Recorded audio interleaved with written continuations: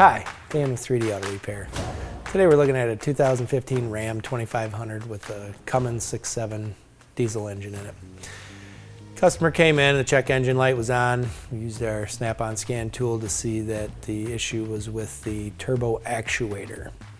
And the turbo actuator is an electric motor that moves the variable vanes in the turbo depending on engine demand to increase boost pressure, and it helps the motor build power much faster than a fixed vane turbo would. There is a kind of a common issue with these, that this actuator motor goes bad. Sometimes the actuators go bad because the variable vanes get stuck inside the turbo and they cause the motor to burn up. Other times these actuators go bad when the electric circuit board goes bad inside of them and it causes the check engine light to come on. Can cause some drivability issues where the vanes are not actuating or moving to the position that they need to be based on engine requirements or demand or driving demands.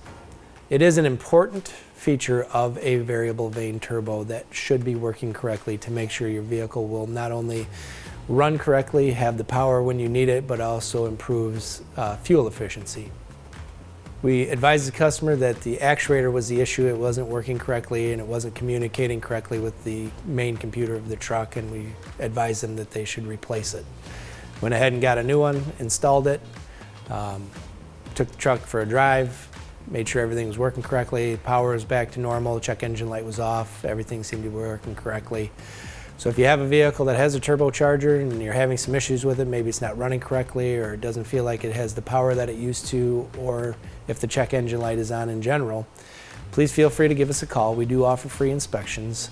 We do have the capability to look at those things and make sure that the computer is seeing what we're seeing and that the sensors or actuators are actually doing what they're supposed to do.